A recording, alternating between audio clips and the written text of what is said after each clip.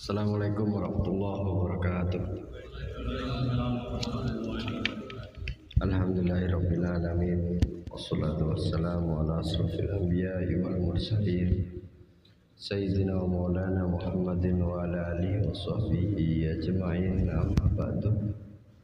Yang saya hormati alim ulama, para sesepuh yang ada di majelis ini, yang saya hormati seluruh jamaah majelis Sadiliyah Lazani. Pertama-tama marilah kita panjatkan puja-puji syukur kita kehadirat Allah Subhanahu wa taala yang telah mengumpulkan kita di majelis ini, yang telah mengumpulkan kita di majelis ilmu. Mudah-mudahan perkumpulan kita ini menjadi awal perkumpulan kita nanti di surganya Allah Subhanahu wa taala. Amin ya rabbal alamin. Kedua kalinya salawat dan salam semoga tetap tercurahkan kepada junjungan kita Nabi besar Muhammad sallallahu alaihi wasallam,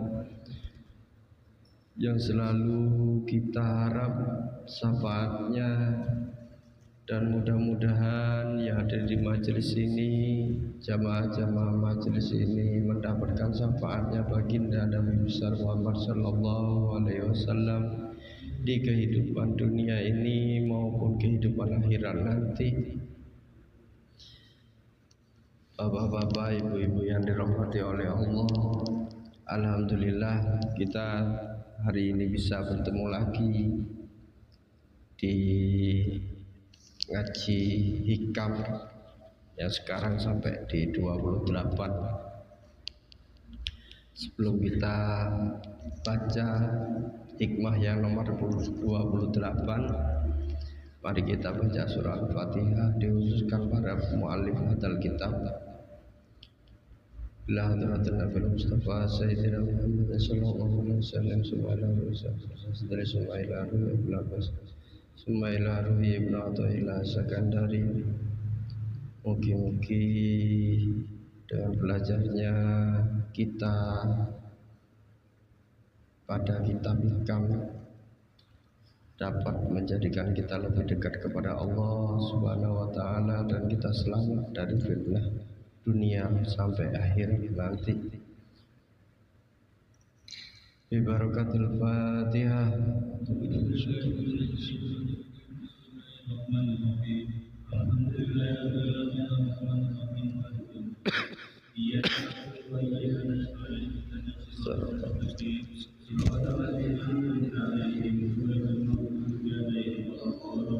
Amin. Bismillahirrahmanirrahim. Qala al-musannif rahimakumullah ta'ala wa nafa'ana bihi wa bi ulumihi wa maddana bi madadihi wa asrarihi fid dharain amin. Qala al-mu'allif hadzal kitab mastudi'a fi ghaibi sarairih dhuhara fihi sahadatid dawahir. Hikmah yang nomor 28 ini menjelaskan persoalan-persoalan batin dan dohir kita. Ma adapun sesuatu studi yang dititipkan, ditanam, dititipkan. Tadi barang yang dititipkan itu mesti nanti diambil. Fi di dalam sesuatu, fi ghaibi sarairih di dalam kegaiban sarairih, rahasia-rahasianya, dalam kegaiban sarairih, rahasia-rahasianya atau batin-batinnya. Doharofi, maka ialah akan tampak fi sahadatid dawahir di dalam visualisasi atau visualisasi dohirnya. Apa maksudnya? Kita ambil satu-satu. Ada beberapa kalimat kata yang penting di dalam hikmah yang nomor 28 ini. Satu adalah ghaib, mastudi'a fi ghaibi, Jadi hikam Ibnu Athaillah itu menggunakan bahasa ghaib. Ghaib itu apa? Ghaib itu mesti tidak terlihat. Yang namanya ghaib itu mesti orang ketok. Kalau ghaib yang tidak kelihatan berarti itu menjadi satu rahasia yang dimiliki oleh Allah. Jenengan punya rahasia itu ghaib karena tidak diketahui oleh orang lain, tapi hanya diketahui oleh diri kita sendiri. Lah itu ghaib. Jadi kalau ada yang disebut ghaib tapi kelihatan mata, itu berarti enggak ghaib. Enggak ghaib itu. As-sarairi itu batin. Batin itu kalau dalam bahasanya At-Tirmidzi kemudian disebutkan dengan al-qalbu.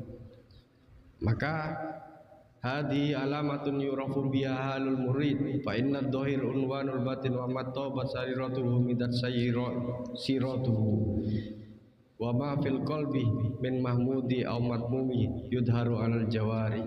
Jadi kalau At-Tirmidzi mengatakan saroir batin itu adalah hati. Sekalipun sariroh itu bukan hanya sekedar hati, bukan hanya sekedar hati. Ada pikiran. Yang paham pikiran siapa? Tidak ada kan? Yang tahu pada pikiran kita siapa? Yang tahu pada rasa kita siapa? Yang tahu pada hati kita siapa? Gak ada yang tahu. Lah rasa dalam hati, pikiran, niat kita itu semuanya adalah sarirah fi ghaibihi. Adalah rahasia-rahasia yang berada dalam aspek batin. Tidak ada yang tahu kecuali Allah yang tahu. Makanya batin yang baik, pikiran yang baik, hati yang baik, rasa yang baik, itu bagaimana kita akan mengerti orang itu memiliki hati baik, pikiran baik, dan niat yang baik? Dari mana? Ternyata di dalam hikmah yang nomor 28 ini, sesuatu yang berada di dalam kegaiban, potensi yang ada dalam diri manusia itu ternyata bisa dilihat. Dari mana? Doharofi sahadatid dohahir. Jadi perilakunya, ucapannya itu yang kemudian menjadi cerminan. Jadi kalau dalam hikmah ini kemudian disebutkan apa yang kita lakukan, apa yang kita ucapkan itu adalah bagian dari akibat dari yang ada di dalam sariroh kita. Apa yang kita pikirkan itu yang kita lakukan, apa yang kita rasakan itu yang kita lakukan. Kalau kemudian hati kita itu baik, maka perilaku kita itu akan menjadi baik. Makanya At-Tirmidzi bilang fama fil qalbi mahmudi aw matmumi yadharu alal jawari. Hati yang terpuji, orang hati yang baik dan tidak baik itu akan tampak di dalam perilakunya. Jadi nggak bisa kemudian orang yang tampaknya itu perilakunya tidak baik kemudian ngomong gak apa-apa perilaku saya tidak baik asalkan hati saya baik. Nggak bisa. Karena perilaku itu adalah cerminan ketidakbaikan hati seseorang. Ketika ucapan-ucapan yang muncul dari mulut kita itu adalah ketidakbaikan, maka itu adalah bagian dari cerminan hati kita yang tidak baik, cerminan dari pikiran kita yang tidak baik. Makanya kalau kemudian kita ingin menjadi baik, bukan bahasa yang harus kita perbaiki, bukan perilaku yang harus kita perbaiki, tapi yang harus kita perbaiki adalah hati kita. Kalau kita perbaiki perilaku kita gampang. Kita ingin dihormati oleh orang, sudah pakai surban, seakan-akan kemudian kita agamis dan lain sebagainya, dihormati oleh orang. Tapi di sisi yang lain ketika nggak ada orang, apakah betul seperti itu? Tidak. Saya menghormati orang kemudian dengan perilaku yang tunduk, sopan, santun dan lain sebagainya. Kalau itu yang ditunjukkan ketika keluar nggak kumpul dengan orangnya, maka dirasani kan. Banyak kan orang begitu. Di depannya bagusnya luar biasa, tapi di belakang menjelek-jelekkan dan lain sebagainya. Itu kebanyakan dari manusia. Kenapa? Karena perilakunya yang kemudian diperbaiki, bahasanya yang ditata, tapi tidak hatinya. Sehingga kemudian ketika di dalam kondisi yang berbeda, dia akan kembali kepada habitat asalnya. Saya ingin biasanya kalau kita merubah bahasa kita, perilaku kita, itu pasti kan punya keinginan. Saat kita ingin dihormati orang, saat kita ingin dipuji oleh orang, saat kita ingin dikasihani oleh orang, hampir semuanya kebaikannya itu perilakunya dirubah menjadi manusia yang baik. Podo kalau jenengan kalau ketemu dengan orang dulu pernah bersama dengan orang yang dicintai, mbak pacar dia, semuanya kan seakan-akan yang ditujukan saya lu baik. Setelah nikah, gak baik. Itu tuh. Setelah nikah kembali kepada asalnya, karena yang didandani bukan hatinya. Yang didandani adalah perilakunya, lisannya. Ini yang kemudian menyebabkan manusia itu tidak konsisten berada dalam sebuah kebaikan. Sudah dalam kondisi ini saya menggunakan peribahasa yang luar biasa. Dalam kondisi seperti ini mumet. Makanya kalau ingin menjadi orang yang baik, pandai menggunakan bahasa-bahasa yang baik, maka yang diperbaiki bukan belajar bahasa, tapi belajarlah memperbaiki hati, karena bahasa itu akan muncul dari kebaikan hati, bukan belajar bahasa. Makanya kalau penceramah-penceramah itu banyak hanya belajar bahasa, bagus ceramahnya, tapi perilakunya gak bagus. Banyak toh ceramah-ceramah sing tukang mukul, banyak ceramah-ceramah yang tukang. Ternyata sesuatu yang berada di luar yang ditampakkan kepada orang itu seakan-akan wah, tapi di balik itu ternyata tidak sesuai dengan apa yang dikatakan. Nah ini yang kemudian diingatkan oleh Ibnu Athaillah. Janganlah merubah perilakunya, janganlah merubah ucapannya, tapi rubahlah hatinya. Karena perilaku yang kita lakukan di dalam keseharian kita itu adalah manifestasi, adalah perwujudan dari hati yang baik, pikiran yang baik. Itu yang harus dilakukan sebagai seorang manusia bagi Ibnu Athaillah As-Sakandari. Dan itu juga yang kemudian didauhkan oleh Nabi, innallaha la yanzuru ila suwarikum wala ajsamikum walakin yanzuru ila qulubikum. Allah itu enggak pernah melihat bagaimana bentuk rupamu, bagaimana jabatanmu, bagaimana kekayaanmu, bagaimana perilakumu. Enggak. Tapi yang dilihat oleh Allah adalah walakin yanzuru ila qulubikum. Allah melihat kepada hatinya. Perilaku kita seakan-akan baik, tapi kemudian hati kita busuk, bisa saja. Makanya kemudian banyak terjadi pembunuhan, yang membunuh adalah teman dekatnya. Awalnya baik, tapi busukan hati itu tetap tersimpan, dan suatu saat dia pasti akan kembali kepada kebusukan itu.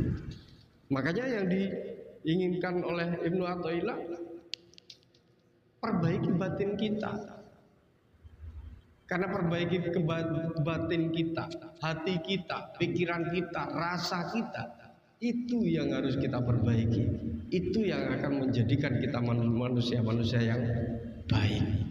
Itu juga yang kemudian dikatakan oleh Imam As-Sarqawi di dalam hikam, di syarah hikamnya. As-Sarqawi itu bilang, batin yang dimaksud dengan saroir, batin itu adalah tempat di mana pikiran kita itu nggak ada yang tahu kecuali kemudian dikatakan, ditulis, itu baru kemudian ketahuan. Kalau pikiran kita itu jelek, maka yang muncul dari lisan kita, muncul dari tulisan kita itu adalah kejelekan. Makanya kalau sampai pergi ke media sosial dan lain sebagainya, isinya adalah makan, minum, status WA. Sampai kalau pergi ke status WA mau makan kan diupload itu status taruh. Berarti isi pikirannya ya makanan itu. Isi pikirannya makanan, nggak ada yang lain. Akhirnya kemudian semuanya di status makanan, ya isinya ya hanya makanan pikirannya, nggak ada yang lain.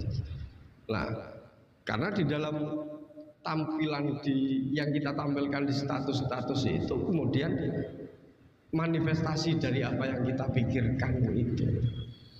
Nah, selain pikiran ada perasaan dan niat. Jadi batin itu adalah tempatnya pikiran, perasaan dan niat. Kalau dalam bahasanya Imam As-Sarqawi itu. Niat nggak ada yang tahu, Pak. Hanya kita dengan Allah. Niat kita bagus pasti akan memunculkan kebaikan-kebaikan dalam perilaku-perilaku kita. Tapi ketika niat kita itu tidak baik, sedemikian rupa kita ingin menampilkan kebaikan, muncul kebaikan, perilaku-perilaku baik, tapi suatu saat pasti kita akan kembali kepada ketidakbaikan. Itu makanya di dalam diri kita itu ada yang disebut dengan lahir, ada yang disebut dengan batin. Yang paling penting di dalam diri kita itu adalah memperbaiki batin kita itu. Kalau dalam salah satu hadis kan hati itu yang harus diperbaiki. Kalau hatinya baik maka semuanya akan baik, tapi kalau hatinya jelek maka semuanya akan jelek. Itu juga yang dikatakan kalau dalam Atur Musi kitab ini, beliau dawuh itu, jika batin kita baik maka lahiriah kita pasti akan baik. Jika batin kita jelek maka pasti lahiriah kita akan jelek. Jika pikiran kita baik maka akan melahirkan perilaku-perilaku yang baik. Jika pikiran kita tidak baik maka akan melahirkan perilaku-perilaku yang tidak baik. Pun juga perasaan yang tidak baik. Lek sampean ketemu dengan orang sing welek, gak disenengi, benci, atau ketemu dengan orang yang sampean benci, pasti yang muncul adalah perilaku-perilaku kebencian kan? Perilaku kebencian. Tapi ketika ketemu dengan orang yang kita sayangi, maka perilaku yang muncul dari tubuh kita itu adalah perilaku-perilaku untuk menyayangi dan lain sebagainya. Ya sama dengan itu. Makanya dalam Atur Musi bilang, jika batin kita baik maka lahiriah kita pasti akan baik. Maka perbaikilah kemudian pikiran kita, perbaikilah kemudian perasaan kita, perbaikilah niat kita. Makanya kalau dalam hikmah ini bertujuan pada 3 hal itu. Pikiran kita itu harus baik, jangan jelek. Makanya di dalam Al-Quran, di dalam hadis itu selalu diingatkan, optimis, jangan pesimis. Melihat orang itu lihatlah pada kebaikannya, jangan lihat keburukannya. Karena ketika sampean selalu melihat keburukan orang lain, maka sebenarnya bukan orang yang sampean lihat yang buruk, tapi diri sampean yang penuh dengan keburukan. Itu Semakin kita melihat orang lain, kebaikan-kebaikan orang lain di depan kita, maka semakin kita mengasah pikiran kita, semakin mengasah perasaan kita, semakin mengasah niat kita untuk menjadi manusia yang baik. Ini yang diingatkan oleh Hikam Ibnu Athaillah As-Sakandari itu. Ayo perbaiki pikiran kita. Orang-orang dulu itu adalah orang-orang yang jujur. Jujur itu bukan hanya sekedar bukan ngajar. Ngajar itu nggak pernah mengharap apa-apa orang dulu itu. Mau dapat uang, ceramah di mana juga nggak pernah mikir uang berapa bisarohnya, nggak pernah. Kenapa? Karena mereka ikhlas betul-betul mendandani hatinya, sehingga kemudian menciptakan manusia peradaban-peradaban masyarakat yang baik. Lah hari ini banyak kemudian kita mau itu kan luar biasa hampir setiap hari. Tapi apakah kemudian menciptakan peradaban yang agamis? Atau jangan-jangan kemudian ada keinginan yang berbeda dengan hatinya. Nah, contohlah, bukan tujuan dakwah itu kan nasrul ilmi, menyebarkan ilmu. Ternyata tujuannya bukan menyebarkan ilmu, golek duit. Itu sudah beda. Bukan tidak boleh, tapi efek itu sudah jauh. Kalau dalam Ibnu Athaillah, kalau itu yang kemudian terjadi, maka perasaan, pikiran itu penuh dengan uang, bukan penuh dengan ilmu. Sehingga kemudian apa yang disampaikan itu tidak pernah masuk di dalam pikiran orang, nggak pernah masuk di dalam perasaan orang. Kenapa? Karena uang yang berada di dalam hati dan pikirannya. Ini yang kemudian dulu nggak ada, tapi sekarang sudah menjadi sesuatu yang biasa kita lihat. Bapak Ibu yang dirahmati oleh Allah, yang ketiga ada salah satu kitab syarah As-Sarhu wa Tahlil miliknya Ramadan Al-Budi. Itu dia adalah syarah juga dari kitab Hikam Ibnu Athaillah itu. Beliau langsung mengatakan begini, Allah itu mengetahui pada batin dan lahiriah kita. Jadi batin kita seperti apa, lahiriah kita seperti apa. Senajan kita selalu menampilkan kebaikan-kebaikan kepada orang lain, tapi kalau batin kita tidak baik, Allah pasti tahu. Allah pasti tahu. Nah ini yang kemudian ingin dilihat sesuai dengan daunnya Nabi itu. Innallaha la yanzuru ila suwarikum wala asamikum walakin yanzuru ila qulubikum. Senajan perilaku-perilaku kita yang kita tampilkan adalah kebaikan-kebaikan pada orang lain, maka suatu saat kita pasti akan menuju kepada keburukan karena hati kita pasti tidak baik. Makanya yang harus dipupuk dalam diri kita adalah batin kita. Batin kita. Jadi kalau batin kita itu dipupuk dan diasah betul mulai kecil, jangan sampai, kalau hari ini kan tidak, kalau sudah umur 40 atau 60 baru kemudian harus diasah batinnya. Enggak. Pengasahan batin itu mulai semenjak kecil sampai kemudian kita meninggal. Karena pondasi pertama untuk menjadi manusia yang baik adalah batinnya yang baik itu. Lah kesuksesan, kebahagiaan, kedamaian itu pasti akan diraih oleh orang-orang yang memiliki batin yang baik. Tapi kalau batin kita tidak pernah baik, maka untuk mengejar kebahagiaan itu pasti terseok-seok. Kedamaian itu apalagi, kesuksesan boleh, kesuksesan duniawi, tapi kesuksesan ukhrawi tidak akan pernah diraih.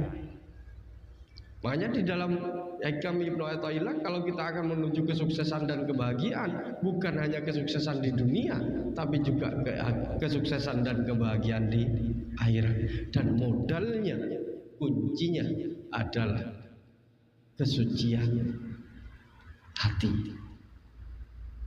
Makanya di dalam salah satu tahapan di dalam ilmu tasawuf itu ada yang disebut dengan tazkiyatun nafas, penyucian jiwa, penyucian diri, penyucian hati.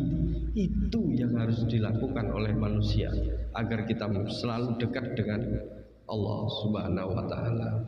Mudah-mudahan hikmah yang sedikit ini dapat mengantarkan kita menjadi manusia yang lebih dekat dengan Allah, dan kita selalu mendandani hati kita menjadi manusia baik, sehingga kemudian perilaku-perilaku kita itu adalah perilaku-perilaku yang baik pula. Akhirul kalam, Allahul muwaffiq ila aqwamit thoriq. Wassalamualaikum warahmatullahi wabarakatuh.